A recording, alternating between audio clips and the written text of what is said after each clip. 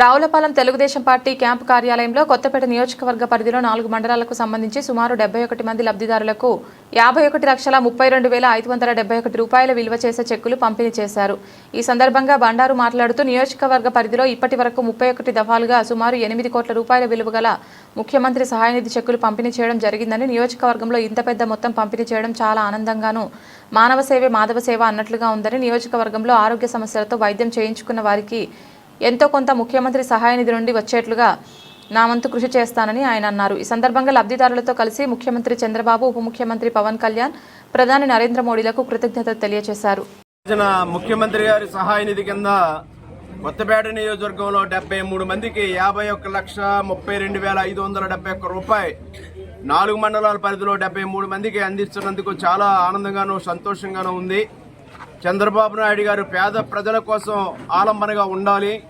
వారు హాస్పిటల్లో వైద్యం చేయించుకుని అనేక ఇబ్బందులు పడుతూ ఉన్నారు. ఆర్థిక సమస్యలతోటి వారిని ఆదుకోవాలనే ఆలోచనతో ముఖ్యమంత్రి సహాయ నిధి కింద మరి చేతికి ఎముక లేకుండా సహకారం చేస్తూ ఉన్నారు.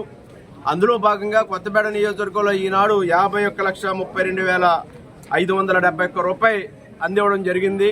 ఇంతవరకు దగ్గరగా 8 కోట్ల రూపాయలు ముఖ్యమంత్రి గారి సహాయ నిధి కింద 31 దఫాలుగా ఈ యొక్క ముఖ్యమంత్రి సహాయ నిధిని అందివ్వడం జరిగింది. ఇవన్నీ కూడా ఒక కార్యక్రమం ప్రకారం చేస్తూ ఉన్నాం. మానవ సేవే మాధవ సేవగా భావించి చంద్రబాబు నాయుడు గారు, పవన్ కళ్యాణ్ గారు, మోడీ గారి యొక్క ఎన్డీఏ కూటమి తరఫున పేద ప్రజల సంక్షేమమే ధ్యేయంగా ఈనాడు ఈ కార్యక్రమాలన్నీ కూడా అమలు జరుగుతూ ఉన్నాయి. ఎక్కడా కూడా లోటు లేకుండా అడిగిన వెంటనే ఈ యొక్క అప్లికేషన్లు ఇచ్చిన వెంటనే కూడా ముఖ్యమంత్రి గారి సహాయ నిధి కింద ఎప్పటికప్పుడు మంజూరు చేస్తున్నటువంటి గౌరవ ముఖ్యమంత్రి గారికి నా హృదయపూర్వకమైన కృతజ్ఞతలు తెలియజేసుకుంటూ, ఇదే విధంగా కొత్తపేట నియోజకవర్గ పరిధిలో ఎవరికి ఏ విధమైన వైద్యపరమైన సహాయాలు వారు హాస్పిటల్లో వైద్యం చేయించుకుని బిల్లుల రూపంలో మాకు అందిస్తే తప్పనిసరిగా వారికి ఆ మంజూరుకి ఎంతో కొంత ఏదో విధమైన ఆర్థిక సహకారం అందించేలాగా కృషి చేయడం జరుగుతుందని తెలియజేసుకుంటూ, చాలా ఆనందంగా ఉంది. చాలా మంచి కార్యక్రమం.